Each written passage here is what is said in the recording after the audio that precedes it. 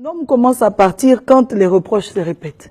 Quand un homme vous fait des reproches de façon répétée à vous en tant que femme, sachez que l'homme a déjà commencé à partir. Quand il se plaint de votre hygiène, quand il se plaint de votre façon de gérer l'argent, quand il se plaint de votre caractère, quand il se plaint de votre façon de tenir la maison, quand il se plaint des heures auxquelles vous partez, vous rentrez, quand il se plaint de la cuisine, quand il se plaint de ce que vous durez trop à l'église et que vous passez moins de temps à la maison, quand il se plaint donc de la façon dont vous vous habillez, de l'éclat qui a baissé, quand il se plaint de la forme, quand il se plaint de toutes ces choses, sachez qu'il a déjà commencé à partir.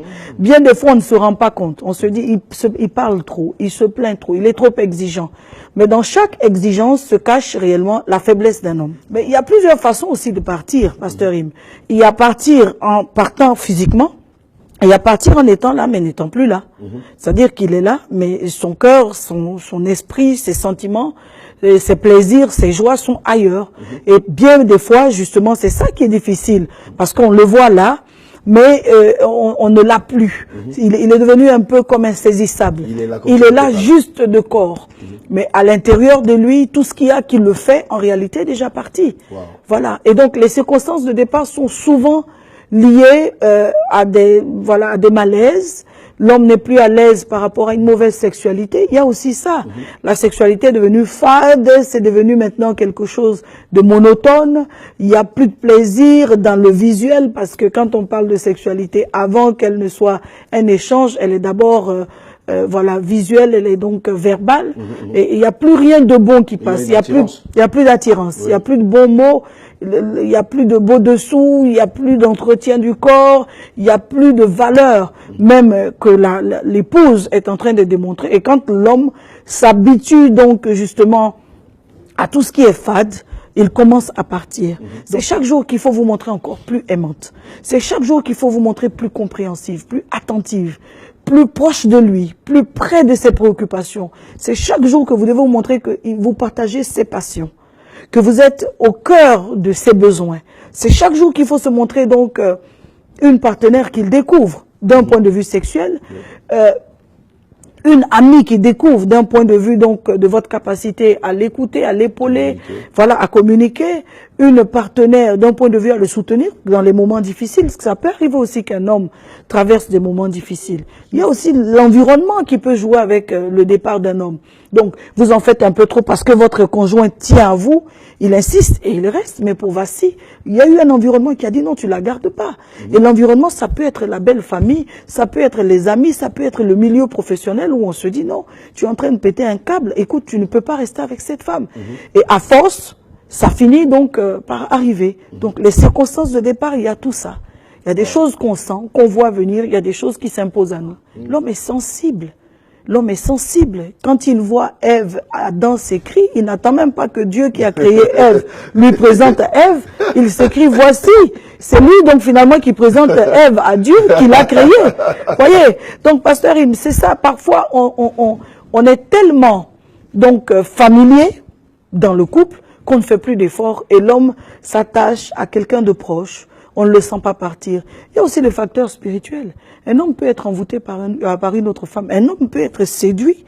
Quand vous ne séduisez plus votre mari, quand vous n'êtes plus en train de lui plaire dans certains aspects, dites-vous qu'il est disponible et disposé à être séduit par une autre femme. Une femme doit plaire en tout temps et en toutes circonstances. Donc vous qui m'écoutez, évitez que la chose ne se détériore jusqu'à un certain niveau. Et il faut aussi éviter trop d'ingérence. Écoutez, ramener un homme à la maison, il y a aussi beaucoup d'humilité. Beaucoup d'humilité de la femme. Parfois, les femmes sont orgueilleuses. Mais en fait, dites-moi, vous êtes orgueilleuse, pourquoi?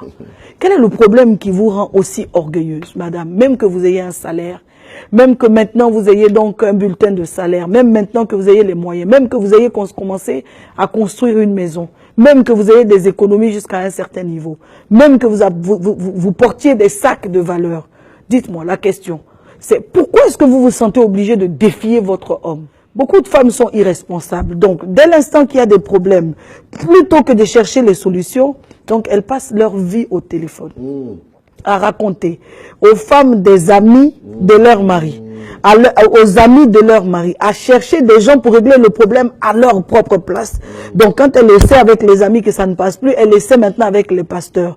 Elle va dans une église, elle raconte toute sa vie là-bas. Et quand ça ne marche pas, alors c'est le pasteur ou l'église qui n'est pas bien. Elle se déplace, aller dans une autre église.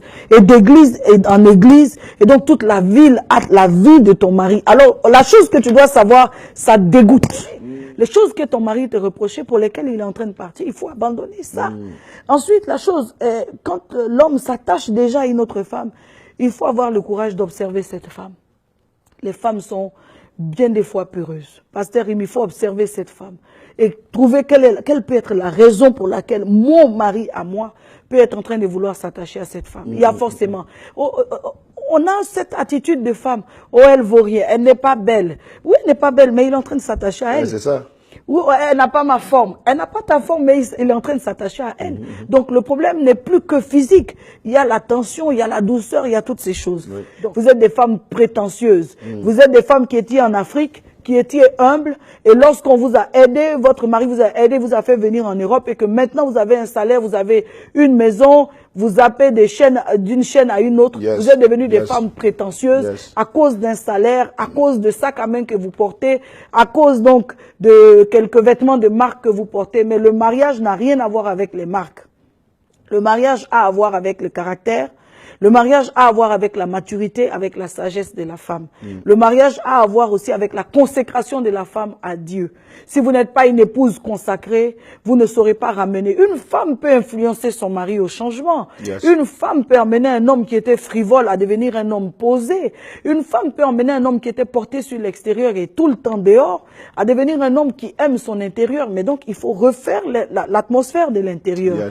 Il faut recréer cette atmosphère. Rendez-vous aimante. Arrêtez de trop vous plaindre. Arrêtez de trop parler. Ce n'est pas tout qu'on parle par ici. Il y a des choses qu'on parle par le genou. On met le genou par terre et Dieu travaille par là. Et c'est pas tout. Vous savez, quand il y a trop de plaintes, un homme finit par en avoir marre. Il sort, il revient vous parler. Alors, vous avez parlé depuis un an que vous parlez, ça ne change pas. Ça veut dire que la solution n'est pas là. Il faut changer maintenant donc des solutions. Arrêtez de parler et chercher la solution ailleurs. Pour votre édification spirituelle, suivez des puissants témoignages, des puissantes prédications, des puissantes prières en live, des émissions chrétiennes, des clips top gospel. Abonnez-vous dès maintenant sur notre nouveau compte YouTube Casarema Satellite. La Bible dit que vous devez vous entretenir par des psaumes, des hymnes, des cantiques spirituels, chantant et célébrant de tout votre cœur les louanges du Seigneur. Dès à présent, abonnez-vous sur notre chaîne YouTube Casarema Satellite 2. Vous serez alerté en temps et en heure de chaque nouvelle vidéo. C'est très simple.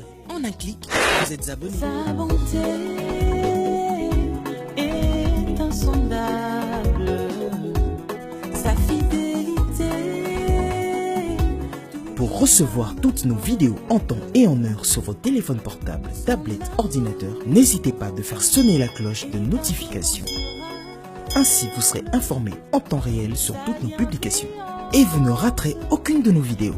Casarema, le canal qui te transmet la vie.